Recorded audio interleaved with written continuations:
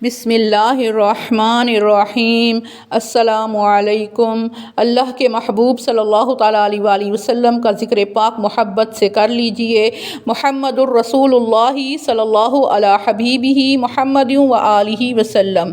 زندگی کے ہر جائز کام کے آغاز اور اختتام پر اللہ کے محبوب علیہ السلام کا ذکر پاک کرنا باعث برکت اور باعث رحمت ہے۔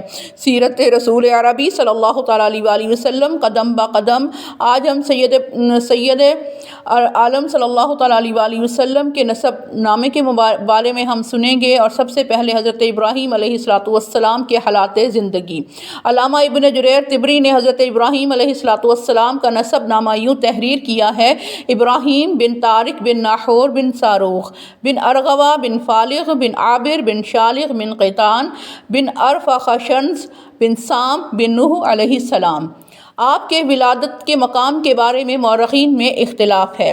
بعض علماء کہتے ہیں کہ آپ بابل میں پیدا ہوئے، بعض کہتے ہیں کہ سیوس میں جو کہ صوبہ احواز کا ایک شہر ہے، بعض کہتے ہیں کوسا میں، اور بعض نے اورکو جو کوفہ اور بصرہ کے درمیان ایک شہر ہے اس کے بارے میں کہا ہے۔ جس زمانے میں آپ کی ولادت باسعادت ہوئی اس وقت بابل کی سلطنت پر بادشاہ نمرود تھا۔ علامہ ابن خلدون رومی مورخ ہیروشیوس کے حوالے سے لکھتے ہیں کہ نمرود کو نمرود جسیم بھی کہا جاتا تھا، کیونکہ وہ قد و قامت کے لحاظ سے بہت بھاری اور لمبا تھا۔ یہ رومی مورخ اس کے پایہ تخت کے بارے میں لکھتا ہے کہ بابل کا شہر مربع شکل کا تھا، اور اس کے ارد گرد جو فصیل تھی اس کی گولائی 80 میل تھی، جو کہ 2 ہاتھ اونچی تھی، اور جس کی چوڑائی 50 ہاتھ تھی۔ وہ تمام اینٹوں اور کلئی سے بنا ہوا تھا۔ اس میں تانبے کے بنے ہوئے 100 دروازے تھے۔ اس کے اوپر پہرے داروں اور جنگجو محافظوں کی رہائش گاہیں تھیں جو ساری رات جاگ کر پہرا دیا کرتے تھے۔ اس کے ارد گرد بہت بڑی خندق تھی جسے پانی سے بھر دیا گیا تھا۔ اس سے اس کی مملکت کی مادی ترقی اور جنگی قوت کا بآسانی اندازہ لگایا جا سکتا ہے۔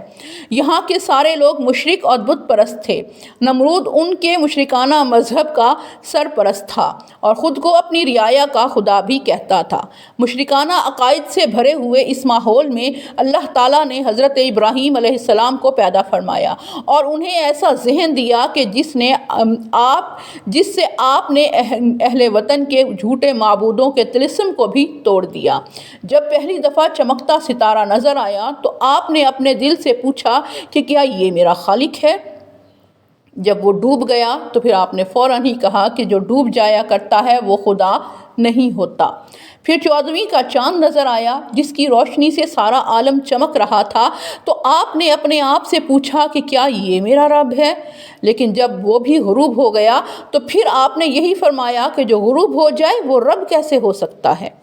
پھر جب سورج نکلا تو آپ نے پھر یہی سوال کیا کہ یہ تو چاند اور تاروں سے بڑا ہے اور زیادہ روشنی والا ہے، کیا یہ میرا رب ہے؟ لیکن چند گھنٹے کے بعد جب سورج بھی غروب ہو گیا تو آپ نے پھر سے یہ کہا کہ یہ میرا رب نہیں ہے۔ دنیا میں سب سے پہلا ظالم بادشاہ نمرود تھا۔ لوگ اس کے پاس حاضر ہوتے تھے، وہ ان کو کچھ دے دیتا تھا، ان کے کشکول بھر دیتا تھا۔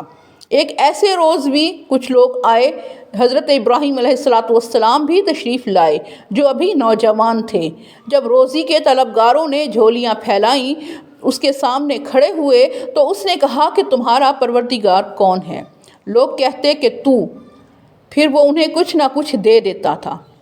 حضرت ابراہیم اپنی باری پر اس کے سامنے آئے تو اس نے آپ سے بھی یہی پوچھا کہ تیرا رب کون ہے؟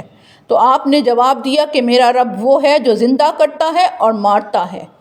نمرود نے کہا کہ یہ تو میری صفت ہے کہ جس کو چاہتا ہوں زندہ چھوڑ دیتا ہوں، جس کو چاہتا ہوں موت دے دیتا ہوں۔ حضرت ابراہیم علیہ السلام نے فرمایا کہ میرا خدا سورج کو مشرق سے طلوع کرتا ہے، تو مغرب سے طلوع کر کے دکھا دے۔ یہ سن کر وہ حیران رہ گیا۔ اس نے حضرت ابراہیم علیہ السلام کو خالی ہاتھ واپس بھیج دیا۔ آپ واپس گھر لوٹے تو مٹی کے ایک ڈھیر کے پاس سے آپ کا گزر ہوا۔ آپ نے اپنی چادر میں اس مٹی میں سے کچھ مٹی باندھ لی تاکہ چادر کو بندھا ہوا دیکھ کر گھر والوں کو اطمینان ہو جائے کہ انہیں کچھ مل گیا ہے۔ آپ نے گھر آ کر گٹھڑی رکھی اور سو گئے۔ آپ کی اہلیہ نے کھولا تو اس میں مٹی نہیں تھی بلکہ بہترین قسم کی گندم تھی۔ اسے پیسا، روٹی پکائی، آپ کو جگایا، اور جب روٹی پیش کی تو آپ اسے دیکھ کر اپنے اللہ تعالیٰ کی قدرت کا شکر ادا کرنے لگے۔ سیرت رسول عربی صلی اللہ تعالیٰ علیہ وآلہ وسلم قدم بقدم جاری ہے۔ محمد الرسول اللہ صلی اللہ علیہ حبیبہ محمد و آلہ وسلم۔